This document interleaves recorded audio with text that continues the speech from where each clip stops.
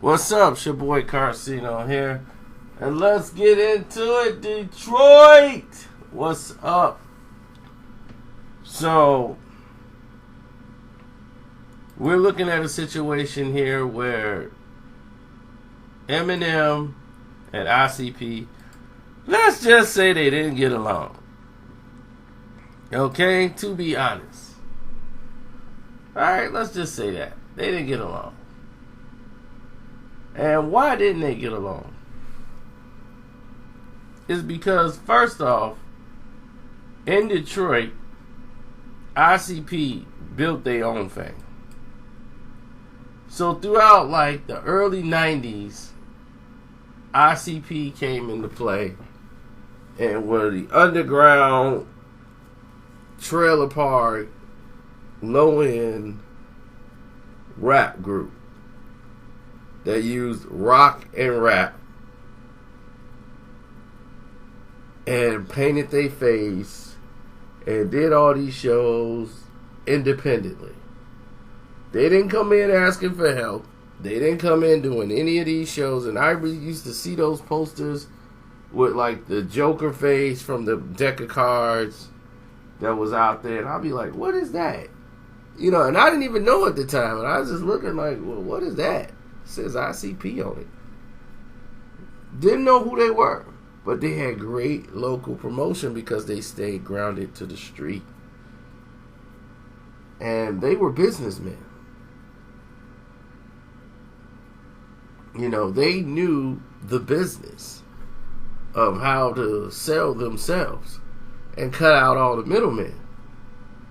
So they're buying cars and houses and hiring people, employing people. They're businessmen. Psychotic businessmen. As most businessmen are psychotic. Eminem was just a fan who used to go to these shows when he could and see the local acts and who was popping in Detroit. And ICP would come there and do these rock rap shows and they'd be packed with people in there. You know, so he used to go with his other crew, not D12, back in like 93.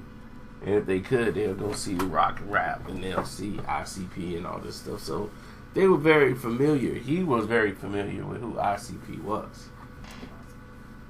Now, once he started to, you know, watch this process develop even more,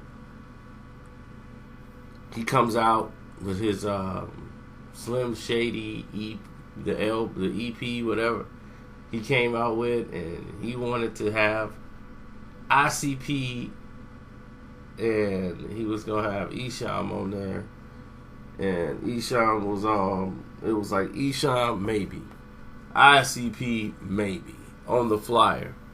So he went to a concert, got backstage with his homeboy, Proof.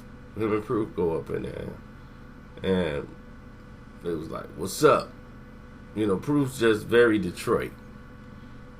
You know, where M was trying to be like Proof. You know, like, sup. You know, just trying to be extra cool and tough. And had they did another approach, or done it differently, he probably would have done it. So he goes up to Violent J.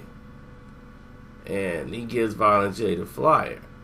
And he says, yo, my album release party's coming out. I got the Slim Shady EP I'm about to drop. And I wanted to know if you want to be on that.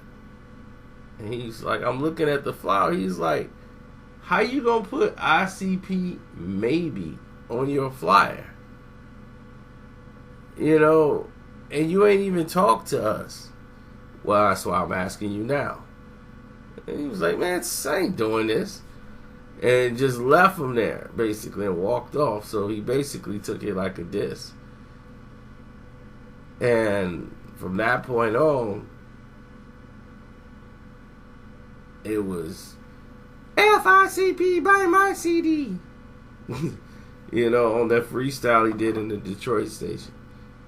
So ICP was like, they heard about it. It was like, man, forget that kid. He ain't popping on that. So he used to be doing all these freestyles.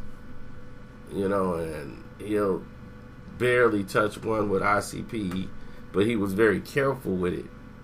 He would only use ICP to promote his albums. When that wasn't popping or whatever, he kind of died down a little bit because, they are Detroit. They were much bigger than him at the time. Then the Slim Shady LP comes out, and hi, my name is what? My name is who? And that song is massive. And it is everywhere. And on the album, he did not diss the Insane Clown Posse. Even though he dressed up like Marilyn Manson in the video, or was that Marilyn Manson? I don't even know. And my name is. And all these different costumes and stuff that he's coming out with. And ICP can tell, like, oh, okay, this dude's been doing a lot, like learning from our shows and taking skits that they had, because ICP got their own radio station. They had like their own Juggalo movement, and they had a radio station by the time any of this was going on. So they had their own little time slot. They would come in and they could say and do whatever they want. So Eminem came to the same radio station right when they saw Eminem was blowing up. Like I said, they businessmen. Once they saw My Name Is was everywhere, they said, oh, we can get this guy now. We could really get this guy. And he was, because Eminem would take shots at them live on stage when he'll go do the Eminem tour, when he was doing his Slim Shady LP tour. And that was like his first tour, so he was just wilding out, doing skits on Violent J and Shaggy, and it started from the Slim Shady LP tour. So they come back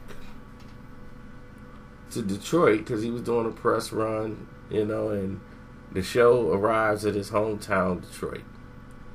So he goes on the radio station to promote it, of course, and promote the LP run. And they had just flipped the Slim Shady EP into Slim Anus. Hi, my name is who? Slim Anus. And they flipped the words around to Slim Anus and made it one of the funniest diss songs ever, because it was like a spoof song of Eminem's own lyrics. So of course Eminem was livid, and he went, F ICP buy my CD, forget it, and he started going into his freestyle again, dissing ICP.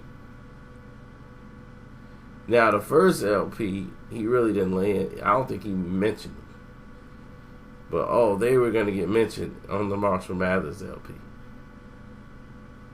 And the song Marshall Mathers is when he talked about the ICP.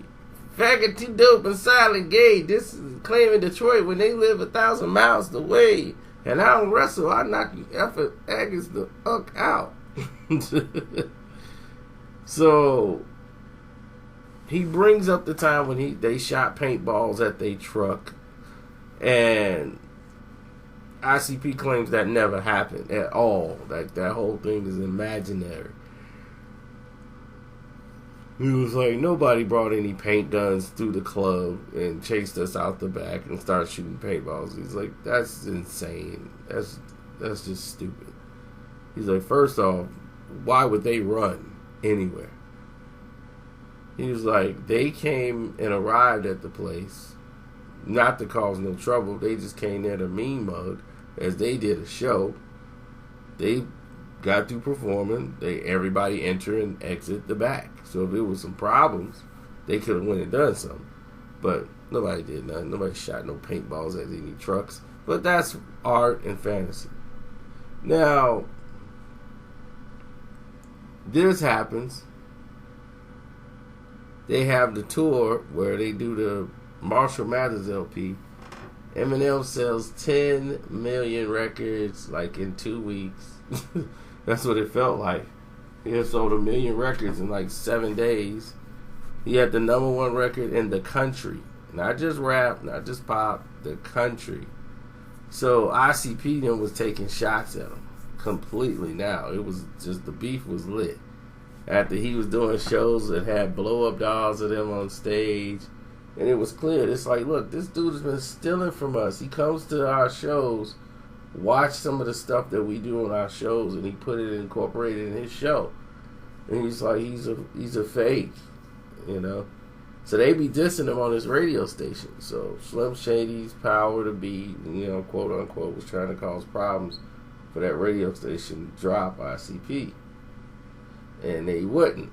The radio station wouldn't. So they was like, well, Eminem will never come there, and none of our artists will ever come to your station.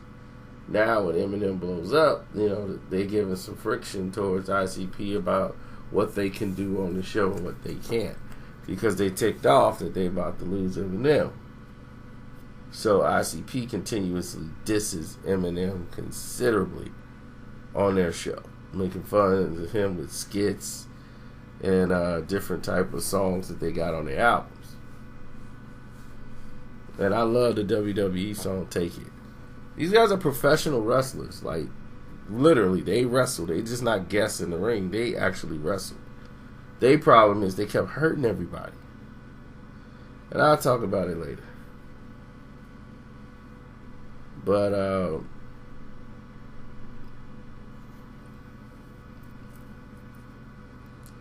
we're sitting here in what was it? June 5th, 2000. That's the night it all went crashing down. The Marshall Mathers LP is blowing off the chart. Eminem really wants to live in Michigan. He's got a house out there in Michigan in a big suburb. He goes to a car and audio shop out that way and runs into this guy named Dennis. I think his name is Dennis Doolin. I think he was a wrestler too, who ended up working for ICP. And they was in the record store together. And while they were in the record store together,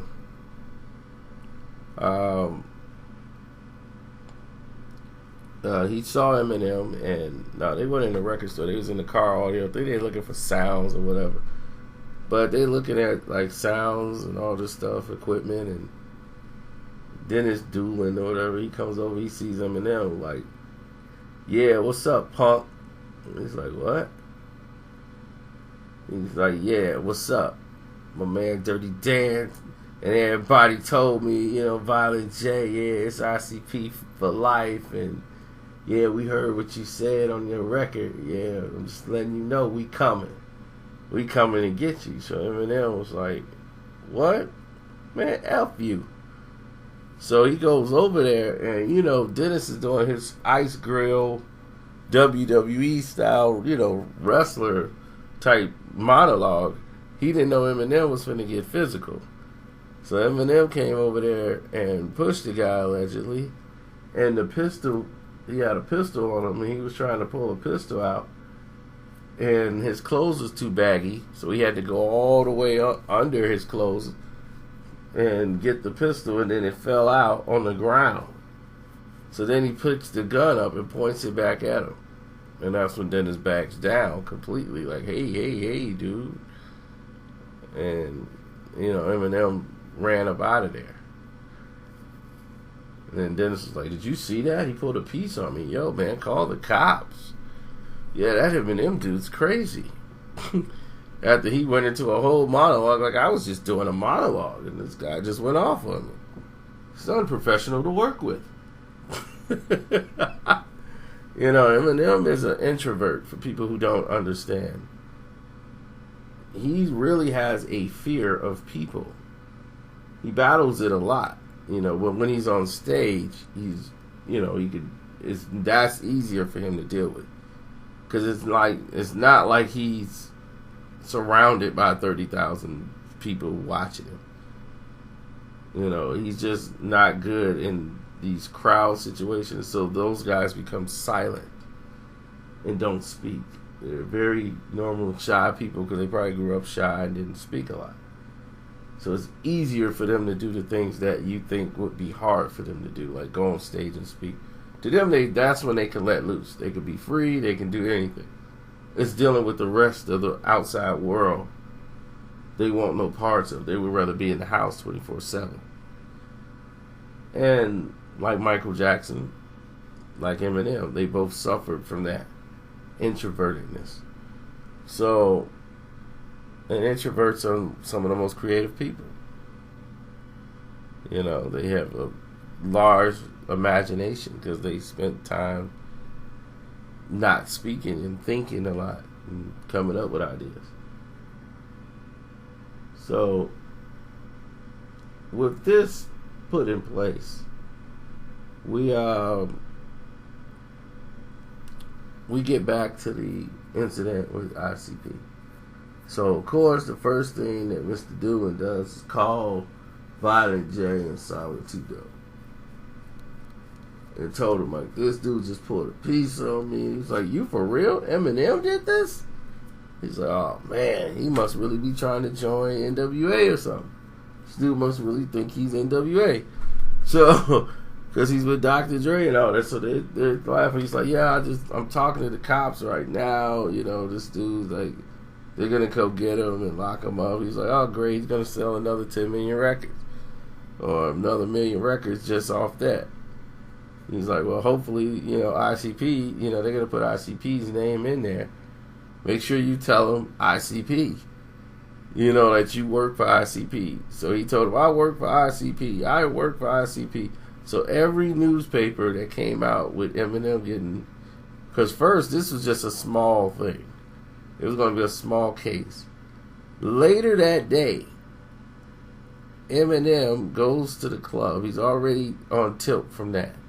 He's mad because him and Kim was fighting already, and they were breaking up or broken up, and they were still fighting. So she goes out to the Hot Rocks Club, where a lot of rock acts at, and you know, a lot of people hang out at, and Eminem was going up there basically just to monitor her, to see what she was doing and who was she going with. And he's like, oh, that's Kim right there. And he's basically there to spy on her. He wasn't even going there. He wasn't going to Hot Rocks that night. He was trying not to be noticed.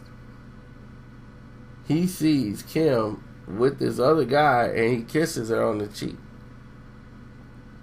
Eminem hops out the car, runs over there. After he takes the pistol, he said, here, take this. Took the clip out of the gun, hands it to his buddy, and him and his two buddies go across the street. And Eminem just bum rushes the guy. And his hands are flying. The security grabs Eminem by one arm, lifts him up, moves him to the side. Another two bouncers come out. The incident is over in like matter of seconds. It's not even 1 minute. This incident is subdued within 1 minute.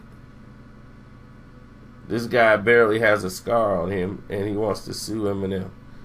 But this becomes a bigger case as Eminem is arrested. So the thing with the ICP happened on the same day.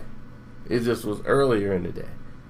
So this became a one big, you know, fell swoop where Eminem pled guilty to like everything and ended up getting probation.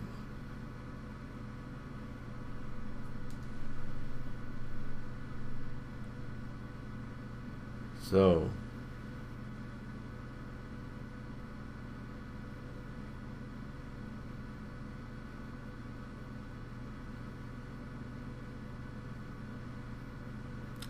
that's basically it. I mean, the beef went on after that, but Eminem just really wasn't talking about them no more. He wasn't dealing with any of it. Because basically, you know, Eminem's like, look, you guys went to the cops. You know, like, when has it been cool to cooperate with the law? You know, you guys went to the police. And they were like, we didn't go to the police. Dennis did. You know, ICP didn't go to the police. He just worked for ICP. You know, he goes grab equipment and all that stuff. Like, that's what he does. But he's really a wrestler. And you just basically insulted him. You know, so that had nothing to do with ICP. So Eminem was kind of making a campaign through D12 and letting them be his mouthpiece about, like, man, ICP ran to the cops. You know, like, things got hot, they ran to the cops. So over the years, like, it just was dead. You know, it just wasn't really nothing to talk about.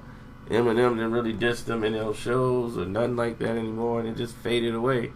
To the point when they finally saw each other again, they just ended up squashing everything. You know, it was really stupid in the first place. But at least you know what happened now. In full. I'm out.